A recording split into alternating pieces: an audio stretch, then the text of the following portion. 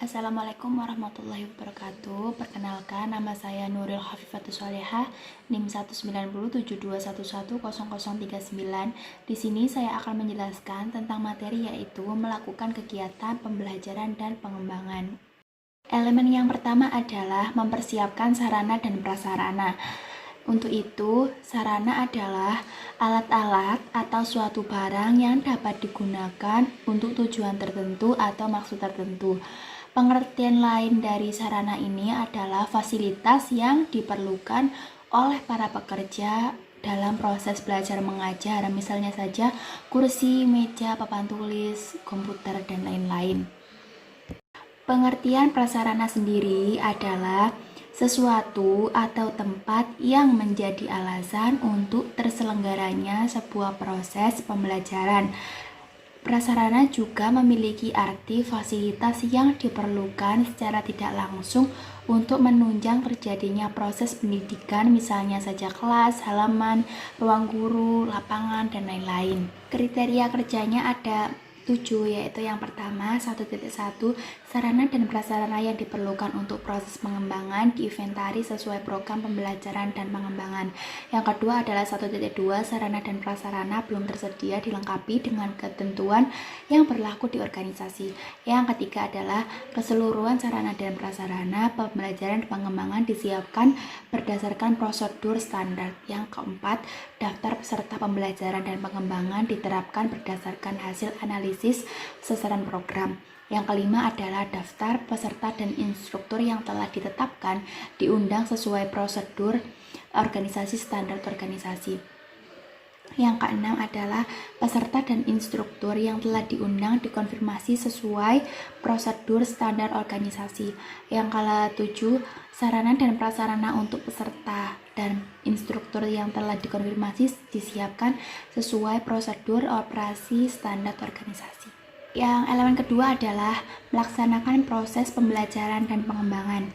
Proses pembelajaran dan pengembangan adalah kegiatan yang dilakukan untuk membuat siswa-siswi belajar. Situasi tersebut disebut dengan peristiwa mereka belajar atau event of learning. Event of learning adalah suatu usaha atau proses terjadinya perubahan perilaku dari siswa. Perubahan perilaku ini biasanya disebabkan oleh terjadinya interaksi siswa satu dengan siswa yang lain ataupun dengan lingkungannya. Perubahan ini juga bisa terjadi karena 2 faktor, yaitu faktor dalam atau diri sendiri dan faktor luar atau eksternal. Contoh dari faktor dalam adalah dari diri sendiri, yaitu dalam keadaan fisik atau keadaan psikologi para siswa itu sendiri. Dan faktor dari luar adalah lingkungan, teman-teman, yang lainnya. Dan dalam proses pembelajaran dan pengembangan juga harus ada mentor atau seseorang yang mengajar, yaitu guru, karena hasil pendidikan sangat dipengaruhi oleh guru, karena guru ini adalah komponen yang sangat penting yang harus ada apabila ingin terselenggaranya proses pendidikan dan pengembangan yang baik. Untuk itu, seorang guru harus memiliki unsur kompetensi guru, yaitu performan atau tingkah lakunya nyata. Bahan untuk pengajarannya harus profesional, misalnya mengikuti kurikulum yang berlaku saat ini. Proses untuk menyesuaikan diri dan unsur sikap yang mendukung untuk melakukan performance, misalnya kalau mengajar anak SD haruslah dengan sabar, untuk SMP dan SMA pun harus berbeda caranya. Kriteria kerjanya itu ada 3, yaitu 1. Data urutan penyampaian instruktur ditetapkan sesuai tujuan pembelajaran dan pengembangan. Yang kedua, keseluruhan modul dan bahan pembelajaran dan pengembangan disampaikan dengan program yang sesuai dengan sasaran pembelajaran. Yang ketiga adalah hasil pelaksanaan pembelajaran dan pengembangan didokumentasi sesuai prosedur operasi standar. Elemen yang ketiga adalah mengevaluasi pelaksanaan pembelajaran dan pengembangan. Evaluasi ini berasal dari bahasa Inggris, yaitu evolution. Menurut Mahrens dan Lehman, dalam arti luas adalah suatu merencanakan, memperoleh, dan menyediakan informasi yang sangat diperlukan.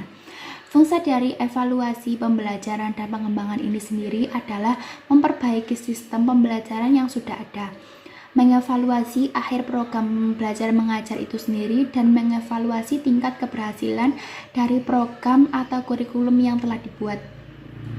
Dan secara umum, tujuan dari evaluasi pembelajaran dan pengembangan itu sendiri yaitu untuk memperoleh data yang akan menjadi petunjuk sampai mana kemampuan dan keberhasilan yang dimiliki oleh siswa dan siswi untuk menerima pembelajaran dan pengembangan dalam waktu misalnya 1 semester, 1 tahun, yang sesuai dengan tujuan kurikulum yang sudah dibuat. Mengukur efektif atau tidaknya kurikulum atau metode-metode pembelajaran yang sudah dibuat dan diterapkan dan dilaksanakan oleh pelajar, pengajar, dan kegiatan belajar pengembangan sudah dilakukan oleh siswa-siswi. Kriteria kerjanya ada 5, yaitu format evaluasi pembelajaran dan pengembangan didesain sesuai dengan tujuan evaluasi yang diterapkan.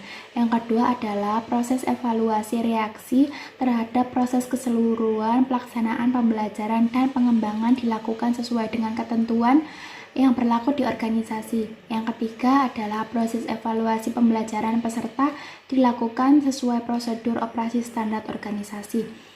Yang keempat adalah proses evaluasi perubahan perilaku peserta dilakukan berdasarkan prosedur operasi standar evaluasi. Yang kelima adalah rekomendasi hasil evaluasi secara menyeluruh dibuat sesuai dengan prosedur operasi standar organisasi. Demikian yang bisa saya sampaikan, kurang lebihnya mohon maaf. Wassalamualaikum warahmatullahi wabarakatuh.